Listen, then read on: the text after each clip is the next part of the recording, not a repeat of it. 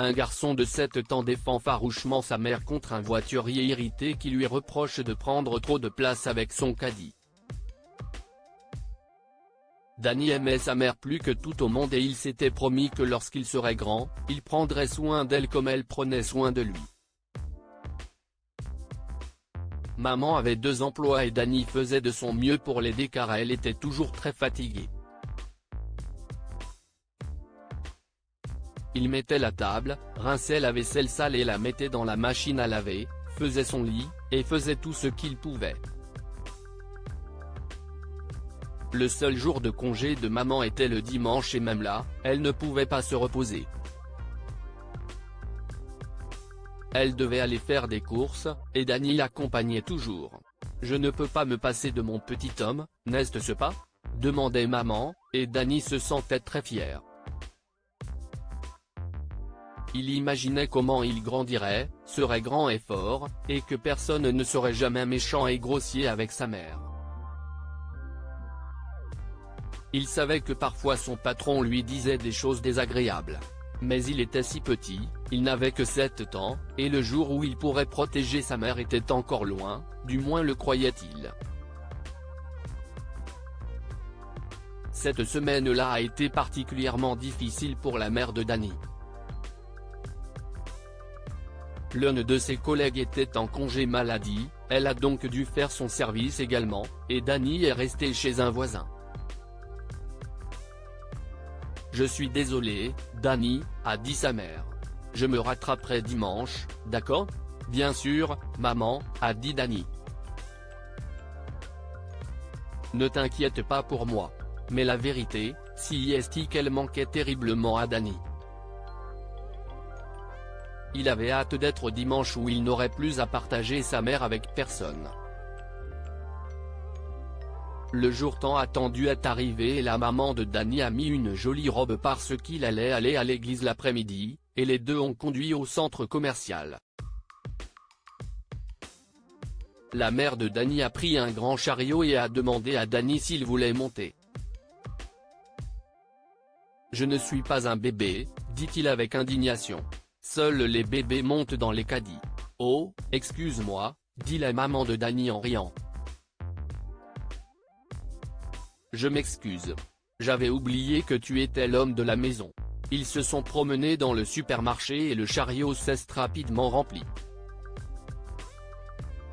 Il était très lourd, et Danny pouvait voir que sa mère se sentait très fatiguée.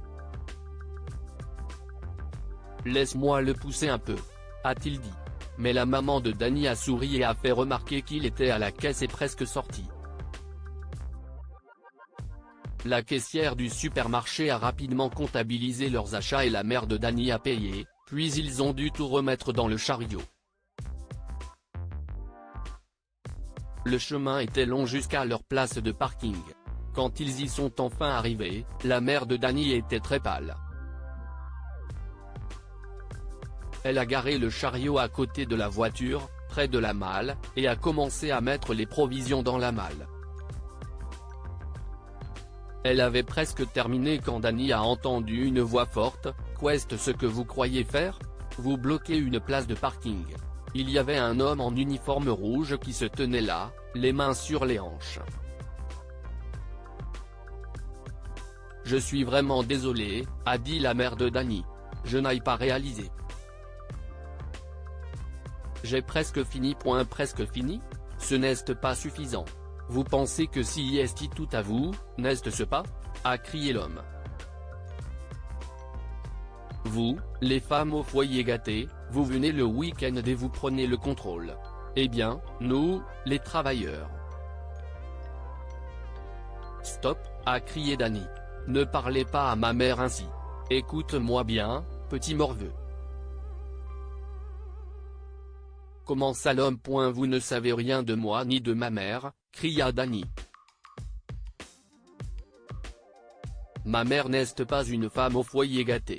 Elle a 2 emplois et elle est très fatiguée parce que son seul jour de repos est le dimanche. Si est une maman formidable et elle mérite le respect, alors ne lui criez pas dessus. L'homme avait l'air stupéfait. Regarde, dit-il. Elle bloque une place de parking. Ma mère est la plus gentille des mères et la meilleure des conductrices, dit Dany. Elle vous a dit qu'elle avait presque fini, alors attendez. Et vous avez intérêt à vous excuser. L'homme avait l'air embarrassé. Écoute, petit, je suis désolé, a-t-il dit. C'est auprès de ma mère que vous devez vous excuser, a dit férocement Dany. Si est elle que vous avez brutalisé. L'homme rougissait et bégayait, mais il s'est excusé auprès de la mère de Dany, et elle a accepté gracieusement.